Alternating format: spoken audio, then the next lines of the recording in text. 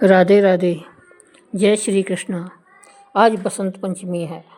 आपको आपके परिवार को इस पावन पर्व की बहुत बहुत शुभकामनाएं। बसंत पंचमी हिंदुओं का प्रमुख त्यौहार है और बसंत पंचमी को श्री पंचमी और ज्ञान पंचमी भी कहा जाता है। यह त्यौहार माघ के महीने में शुक्ल पंचमी के दिन मनाया जाता है। यदि हिंदू मान्यताओं के अनुसार देखा जाए तो इस दिन देवी सरस्वती का जन्म हुआ था। यही कारण है कि यह त्यौहार हिंदुओं के लिए बहुत खास है। इस त्यौहार पर पवित्र नदियों में लोग स्नान आदि करते हैं। इसके साथ ही हाथी बसंत मेला आदि का भी आयोजन किया जाता है। बसंत पंचमी के दिन बच्चों की शिक्षा दीक्षा के आरंभ के लिए शुभ मानते हैं। इस दिन बच्चे की जीभ पर शहद से ओम बनाना चाहिए। माना जाता है कि इससे बच्चा ज्ञानवान होता है तथा शिक्षा जल्दी ग्रहण करने लगता है। 6 माह पूरे हो चुके बच्चों को अन्न का पहला निवाला भी इसी दिन खिलाया जाता है। अन्नप्राशन के लिए यह दिन अत्यंत शुभ है। पूरे वर्ष को 6 ऋतुओं में बांटा जाता है, जिसमें बसंत ऋतु, ग्रीष्म ऋतु, वर्षा ऋतु, शरद ऋतु, हेमंत ऋतु और शिशिर ऋतु शामिल है। इन सभी ऋतुओं में से बसंत ऋतुओं को सभी ऋतुओं का राजा माना जाता है। इसी कारण इस दिन को बसंत पंचमी कहा जाता है तथा इस दिन से बसंत ऋतु की शुरुआत होती है।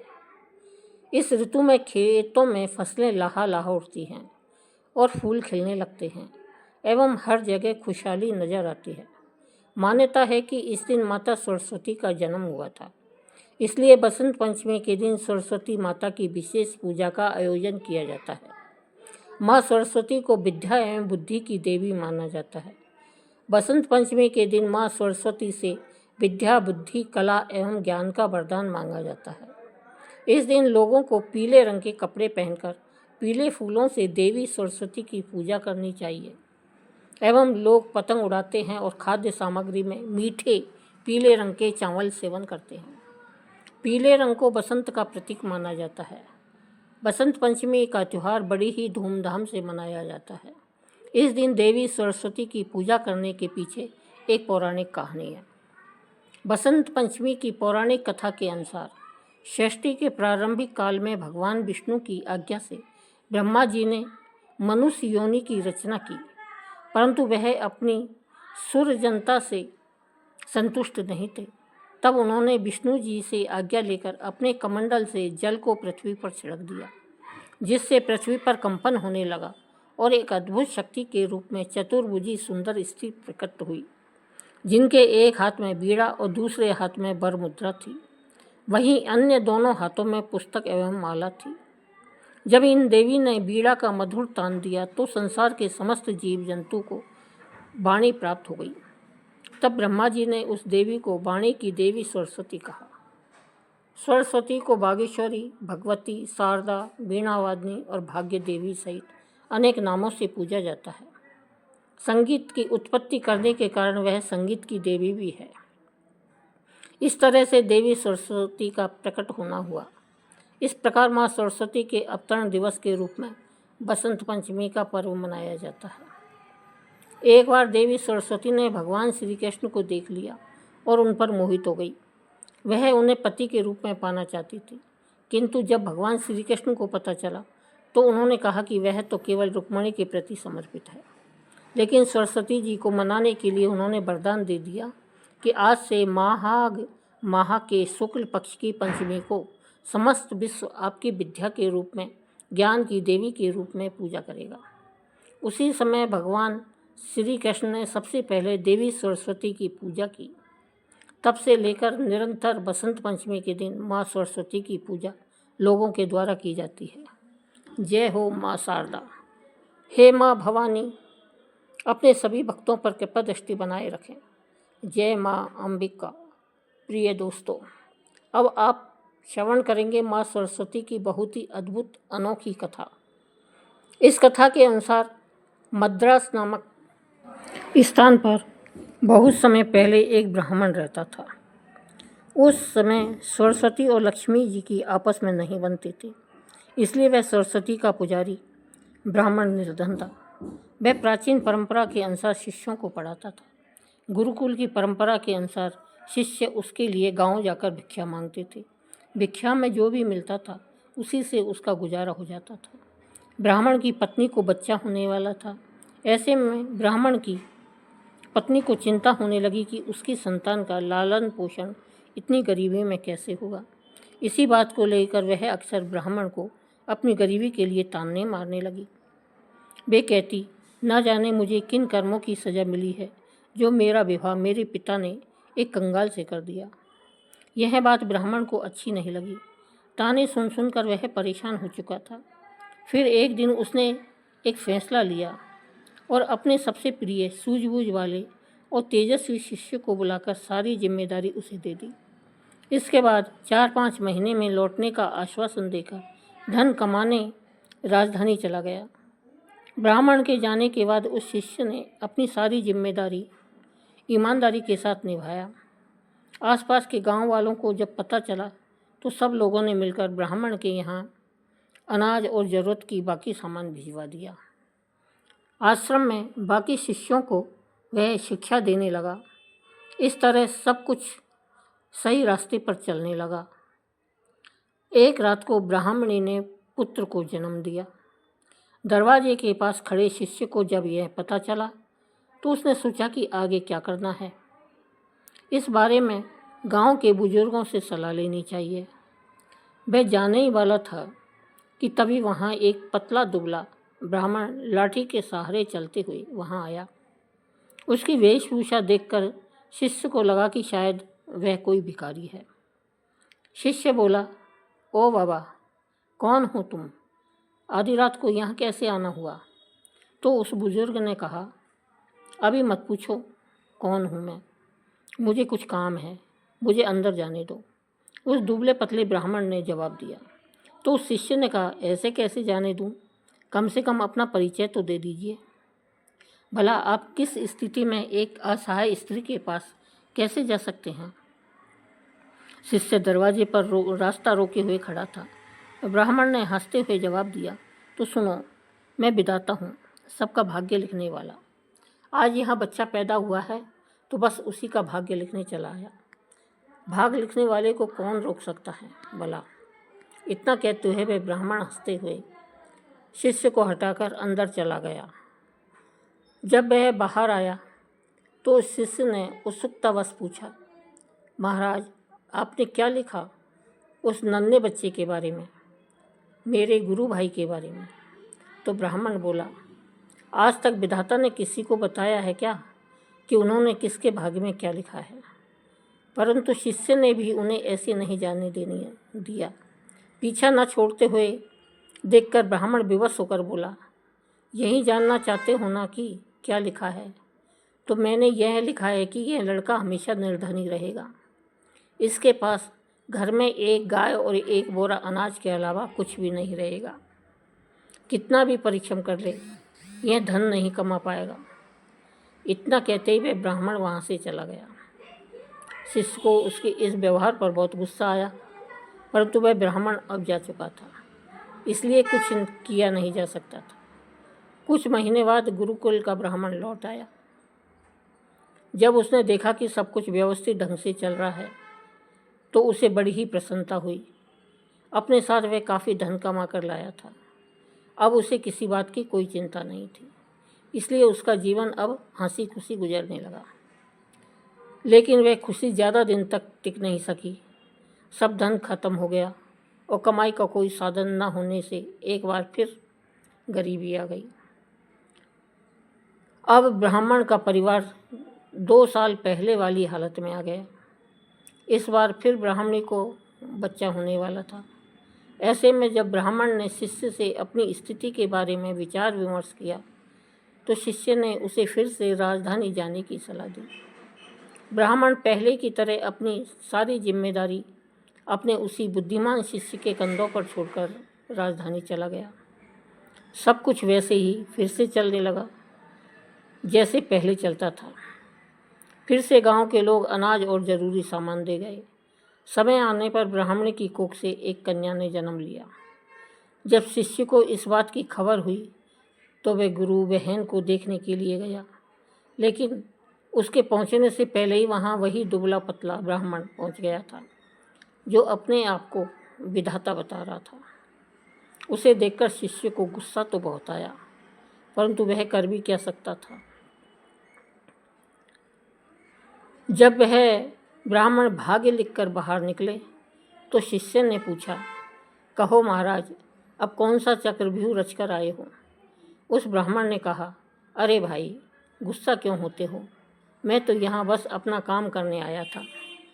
सबका अपना काम है, मेरा भी काम है, इसमें मैं क्या कर सकता हूँ? इस प्रकार से चेहरे पर व्यंग्यात्मक मुस्कान लिए हुए वह ब्राह्मण ने कहा। तो शिष्य बोला, अच्छा महाराज, ठीक है, मगर बताओ तो सही, आखिर मेरी गुरु बहन के भाग्य में क्या लिखा आपने? तब उस ब्राह्मण ने कहा, इस लड़की का विवाह नहीं होगा। हाँ, लेकिन इसे देखने वाले बहुत आएंगे, फिर भी यह सारा जीवन कुंवारी ही रहेगी।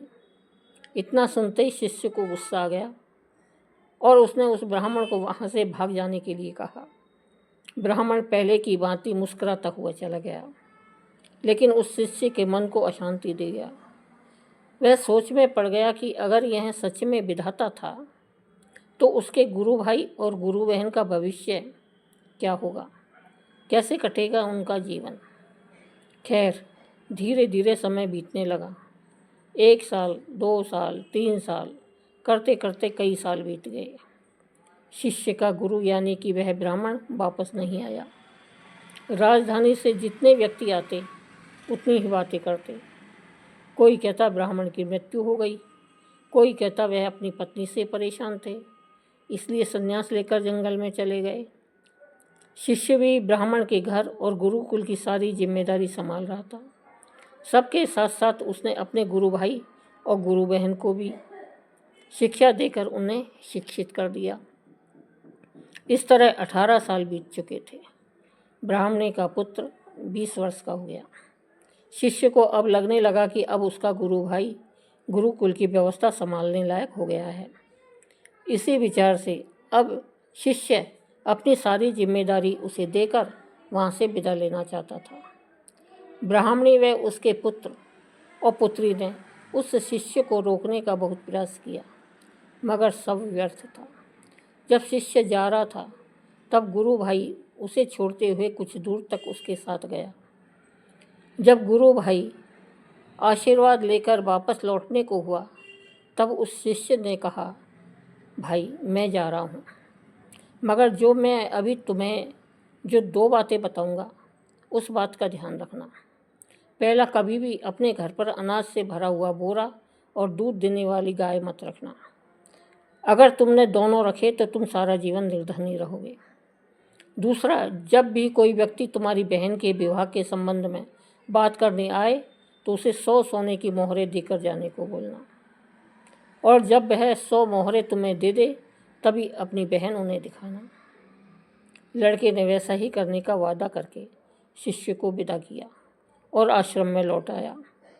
अगले ही दिन गांव के एक पुरोहित के यहाँ से एक दुधारू गाय और एक बोरा अनाज उस लड़के के घर भिजवा दिया गया। लड़के ने उसी समय गाय और अनाज का बोरा बेच दिया। अगले दिन फिर किसी ने एक बोरा और एक दुधारू गाय भेजी। लड़के ने फिर वैसा ही किया। अब आए दिन गाय और अनाज के बोरे आने लगे। लड़का उन्हें अपने वायदे के अनुसार बेचता गया, जिससे उसका भाग्य बदल गया और जल्दी ही वह अमीर हो गया। थोड़े ही दिन में उसकी बहन के लिए विवाह की उम्र हो गई। विवाह के लिए कई लोग लड़के से संपर्क करने लगे। उस लड़के को अपना वादा याद था। वह शिष्य के बताए अनुसार ही काम करता। इस तरह वह और भी धनी हो गया और उसका जीवन सुखमय हो गया। इसी तरह कई साल बीत गए। एक दिन उस शिष्य का मन हुआ कि क्यों ना अपने गुरु के परिवार को देख आएं, देख लिया जाए कि उनका भाग्य कैसा चल रहा है। इसी विचार के साथ वह चल दिया।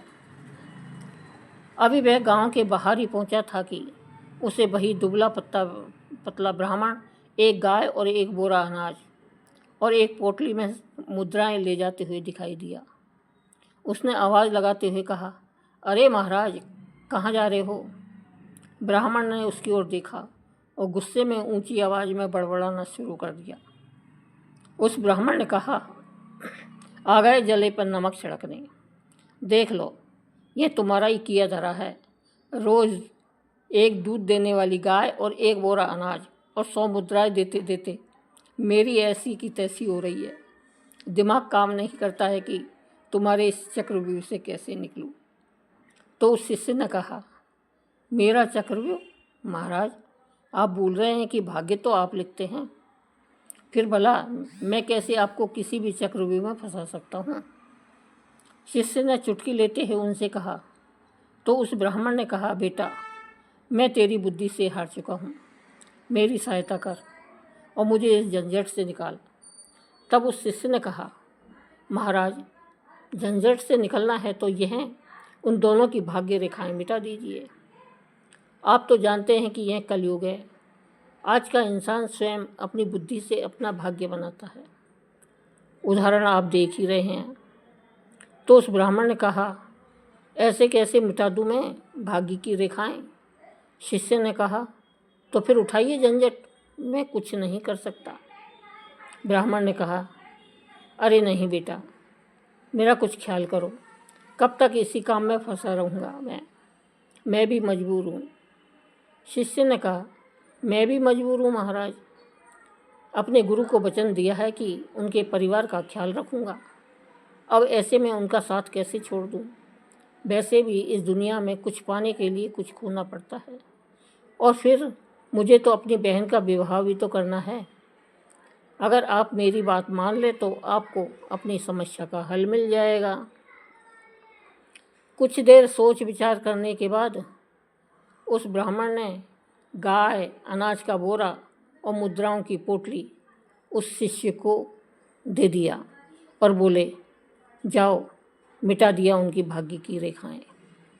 तुम्हें उनका जैसा भी भाग्य बनाना है बना लो, मैं कोई रुकावट नहीं डालूँगा। लेकिन हाँ, मेरी एक विनती है कि इस बारे में तुम किसी को मत बताना, नहीं तो कोई भी मेरा आदर नहीं करेगा, किसी को मेरा भय नहीं रहेगा, जिसके कारण कोई मुझे याद नहीं करेगा। इतना कहते हुए ब्राह्मण जो भाग्य था वहाँ से चला गया, जो खुद को विधाता बता रहा था। इससे यह सिद्ध हो गया कि मनुष्य अपनी बुद्धि से अपना भाग्य बदल सकते हैं। यदि मनुष्य अपने लक्ष्य के लिए पूरी तरह से समर्पित हैं तो कोई चीज़ नहीं जो वह हासिल नहीं कर सकता। परेशानियों में भी मनुष्य की सफलता का रहस्य छुपा होता है। यह तो मनुष्य की मानसिकता पर निर्भर करता है कि उसका जीवन कैसे होने वाला है। यदि मनुष्य का भाग्य रूठा हुआ है तो भी कोशिश करने से अपनी बुद्धि से वह अपने भविष्य को बदल सकता है। मनुष्य में अथाह क्षमता है कि वह अपने भाग्य को बदल दे, किंतु मनुष्य अपने भाग्य पर ही रोता रहता है। भाग्य भी उसकी परीक्षा लेता है। हे पार्वती, हर हर महादेव, ओम नमः शिवाय। अब आइए सुनते हैं माता लक्ष्मी और माता सरस्वती की एक कथा। एक बार की बात है, सरस्वती माता ब्रह्मलोक में अपनी वीणा बजा रही थी। तभी माता लक्ष्मी वहाँ प्रकट हुई। माता सरस्वती ने उनका स्वागत किया और उन्हें आसन पर बैठाया। तब माता सरस्वती ने उनसे यहाँ आने का कारण पूछा। तब माता लक्ष्मी ने अभिमान के साथ कहा, मैं तो लक्ष्मी हूँ, मुझे जन कल्याण के कार्य में बहुत व्यस्त रहना पड़ता है। आज थोड़ा समय मिला है तो सोचा आपसे मिलाऊं। मुझे सबको धन, वैभव और सुख देना होता है। मेरे बिना तो इस दुनिया का चल पाना ही असंभव है। प्रिय दोस्तों, वही आगे माता लक्ष्मी ने माँ सरस्वती पर कटाक्ष मारते हुए कहा कि अगर उन्हें भी सिर्फ ब्रह्मलोक में वीणा बजाना होता तो उनके पास समय ही समय होता। माता लक्ष्मी की अहंकार भरी बातें सुनकर माता सरस्वती को बहुत क्रोध आया, जिसके बाद उन्होंने माँ लक्ष्मी पर को कटाक्ष करते हुए कहा, देवी लक्ष्मी, सत्य है आप वैभव की देवी हैं, लेकिन फिर भी आपको चंचला कहा जाता है। आप कहीं भी बिल्कुल भी स्थिर नहीं रहती हैं, लेकिन मैं आपके बिल्कुल विपरीत हूँ। मैं जिस जगह जाती हूँ वहाँ आजीवन के लिए बस जाती हूँ। आपको तो कोई भी चुरा सकता है, डांका डाल सकता है, लेकिन मैं नहीं, बल्कि मैं तो बांटने से बढ़ती हूँ। मेरा प्रचार प्रसार जितना होगा मैं तो उतनी ही बढ़ती जाऊंगी कि कोई भी मनुष्य कितना भी धनी क्यों न हो, जब तक मैं उसके साथ नहीं होती उसका जीवन मिट्टी के समान होता है। माँ सरस्वती क्रोध में आज आग बबूला हो रही थी। साथ ही उन्होंने यह भी कहा कि उनके मंत्रों के बिना भगवान विष्णु की पूजा अधूरी है। माता सरस्वती के तर्कों से माता लक्ष्मी संतुष्ट नहीं हुई और ना ही अपनी बातों से हिली, जिसके बाद उन्होंने कहा कि अब इस विवाद का फैसला सिर्फ और सिर्फ श्री हरि विष्णु ही करेंगे, क्योंकि आपको वाणी में तो कोई भी हरा नहीं सकता। अब इसके बाद दोनों देवियों फैसला कराने के लिए भगवान विष्णु लोक को गई, तो वहाँ पहले से ही देवी गंगा भगवान विष्णु के चरणों में बैठी हुई थी।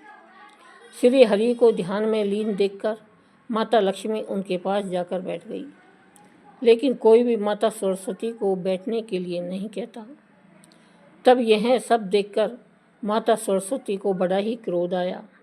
उन्होंने कहा, हे देवी लक्ष्मी, आप ही मुझे यहाँ लेकर आई हैं और आप मुझे बैठने के लिए नहीं कह रही हैं। मुझे आपने कोई स्थान नहीं दिया। क्या विष्णु लोक में अतिथियों का ऐसे ही सत्कार किया जाता है? इस पर माता लक्ष्मी बोली, मेरा निवास श्री हरि के हृदय में है और देवी गंगा तो स्वयं प्रभु हरि के ने अपने चरणों में स्थान दिया है। इसके अलावा उनके पास जगह खाली नहीं है जहाँ आपको स्थान दिया जा सके।